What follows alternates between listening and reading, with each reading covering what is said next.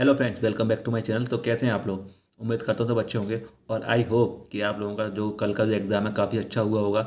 और मेरा भी थोड़ा ठीक ही हुआ है, ज़्यादा अच्छा तो नहीं हुआ, वो एबव एवरेज था। वो एवरेज से ऊपर था थोड़ा। तो मुझे लगता है कि उसमें मेरे 90 के अप्रोक्स मार्क्स आ जाएंगे, 85 या 90 के आस। तो अब देखते हैं क्या रहता है रिजल्ट, है ना। मैं तो जो सोचता हूँ वो तो होता नहीं है, क्योंकि आप लोग देख ही रहे होंगे रिजल्ट में क्या हो रहा है मेरे साथ। तो इसी के साथ मैं शुरुआत का जो एग्ज़ाम मेरा हुआ वो कैसा हुआ है और उसका एनालिसिस देता हूँ मैं आपको। तो सबसे पहली बात तो जीए की करते हैं, है ना। तो जीए की जब हम बात करते हैं तो उसमें आप लोगों को पता है कि जीए एकदम अनएक्सपेक्टेड होता है। तो जैसे कि आप लोगों ने देखा होगा कि जो आईपीएस पीओ का जो मेंस था उसमें जो लास्ट 3 मंथ्स के थे वो ज़्यादा क्वेश्चन थे उसमें। लेकिन जो एसबीआई का जो कल का जो एग्ज़ाम हुआ उसमें लास्ट 6 मंथ के क्वेश्चन ज़्यादा थे। और लास्ट 6 मंथ के क्वेश्चन भी ऐसे नहीं थे वो कि एकदम सिंपल हों, वो भी डिटेल में थे काफ़ी। और मुझे लगता है कि अक्टूबर नवंबर दिसंबर का तो कोई क्वेश्चन था ही नहीं उसमें, एक आध दो क्वेश्चन मुश्किल से होगा उसमें। और ज़्यादातर क्वेश्चन जो थे वो जुलाई अगस्त सितंबर के क्वेश्चन काफ़ी सारे थे। एक अप्रैल से क्वेश्चन आया था और एक लास्ट ईयर से भी क्वेश्चन आया था। तो काफ़ी सारे क्वेश्चन उसमें अटपटे थे। तो मेरे ख्याल से जो अटैम्प्ट्स रहे होंगे बच्चों के वो 20 के आसपास ही रहे हैं, मैंने जिन लोगों से पूछा है। और मेरे भी 25 रहे हैं, लेकिन 25 मेरे मार्क्स तो नहीं आने वाले उसमें। मेरे मार्क्स जो आएंगे वो 14 या 15 के आसपास ही आएंगे। लेकिन आईपीएस पीओ मेरे काफ़ी अच्छे मार्क्स थे, वो 20 के लगभग आ गए थे। लेकिन इसमें मेरे को उम्मीद नहीं है इतनी। इसमें मेरे को लगता है कि आई थिंक 14 या 15 क्वेश्चन ठीक होंगे और उसमें थोड़े बहुत कटेंगे तो 13-14 मार्क्स रहेंगे। तो ये बात रही जीए की। तो जीए एकदम टोटली अनएक्सपेक्टेड होता है और जो एसबीआई पीओ में आएगा वो भी जीए ऐसे ही आएगा।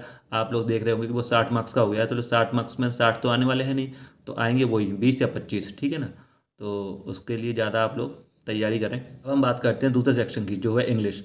तो इंग्लिश कैसा रहा आप लोगों का मुझे बताइएगा। मेरा जो इंग्लिश रहा है वो है 35, मैंने इसमें 36, सॉरी 36 मैंने इसमें करे हैं।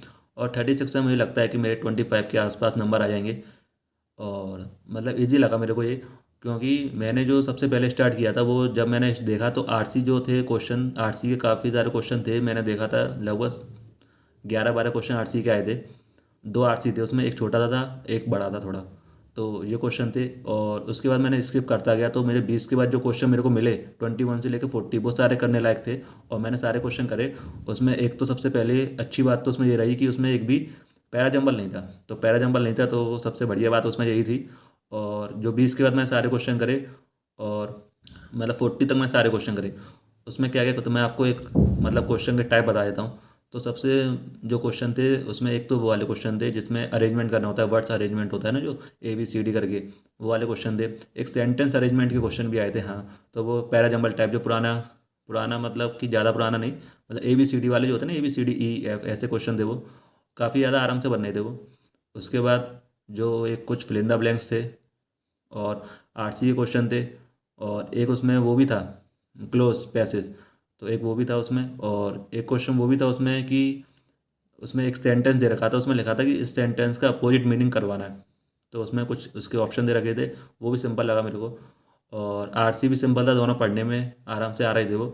तो एक आरसी था वो टिप, हम टिप देते हैं ना जो, तो होटलों में वगैरह में जो टिप वगैरह दी जाती है, तो उसके ऊपर था वो क्वेश्चन। तो उसमें कंपेयर किया हुआ था कि डिफरेंट डिफरेंट जो कंट्रीज़ हैं तो वो टिप्स को कैसे लेती हैं।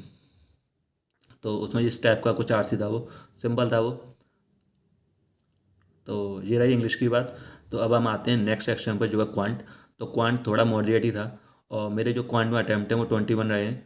और 21 अब मुझे लग नहीं रहा कि ये ज़्यादा अच्छे हैं और ज़्यादा बुरे भी नहीं हैं। और इसमें जो था, एक तो इसमें 5 या क्वेश्चन थे उसमें अप्रोक्सीमेशन के थे। और दो क्वेश्चन उसमें क्वालिटेटिव क्वेश्चन के थे। और बाकी डीआई थी।